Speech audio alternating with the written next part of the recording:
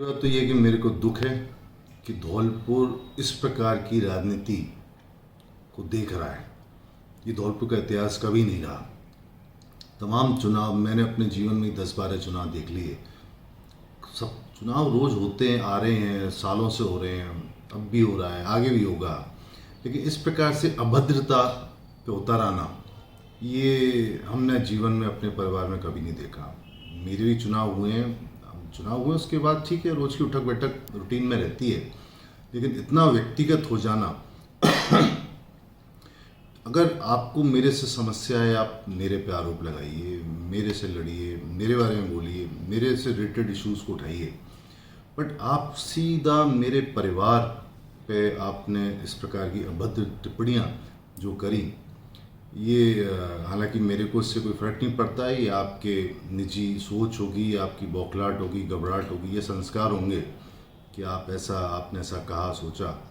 मेरी ये शैली नहीं है। मैं आज भी शोभा रानी जी को शोभा रानी जी कह के ही संबोधित करता हूँ मंचों से।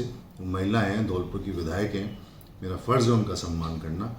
लेकिन मेरे पिता जो आज से 11 साल पहले गुज़र चुके, वो अपने से की बीमारियां उन्होंने देखी, तकलीफ झेली। डायबिटिक थे, सांस के मरीज़ थे, बीपी था, जिस वजह से हार्ट फेलियर हुआ, किडनी फेल हुई। अब आप उसमें अपनी पोस्ट में लिख रहे हैं कि तेरा बाप किस बीमारी से मरा, ये दुनिया जानती है। मैं बड़ा दुख है, पिता किसी के भी यूँ सम्माननीय होते हैं, और उनके बारे में आप क्या कहना चाहते हैं मेरी समझ में नहीं आया। मुझको मेरी औकात का एहसास दिला रहे हैं आप। मेरे ताऊ जी जो वृद्ध हो गए हैं, 85 साल के, एक तरह से रिटायर्ड जीवन जी रहे हैं, और इतने बड़े लंबे इतिहास के अंदर आज तक कोई आरोप नहीं है उन पर किसी प्रकार का भ्रष्टाचार का, कोई भी जैसा आपने आरोप जो भद्दी टिप्पणियाँ करी हैं। तो मुझे खेद है कि ये नए युवाओं के लिए गलत नज़ीर पेश की जा रही है। मैंने जो मुद्दे उठाए हैं वो तथ्यों के आधार पर उठाए हैं, जो केसेस आप पे चल रहे हैं मैंने वो मुद्दे उठाए हैं, जो वास्तविकताएं हैं।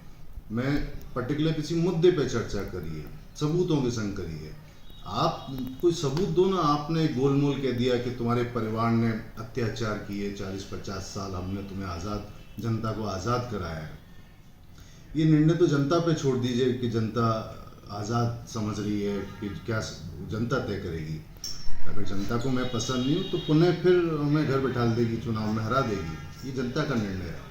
बहरहाल मुझे दुख ज़्यादा इस बात का है कि धौलपुर में एक नया सिस्टम चालू हो गया अभद्रता का, राजनीति में व्यक्तिगत आरोपों का, और मुझे दुख है। उम्मीद करता हूँ कि ये नए युवाओं के लिए नज़ीर ना बने। अच्छे लोग आएँ, पढ़े लिखे लोग आएँ, अच्छी भाषा का उपयोग करें, और दुख है मुझे धौलपुर के लिए।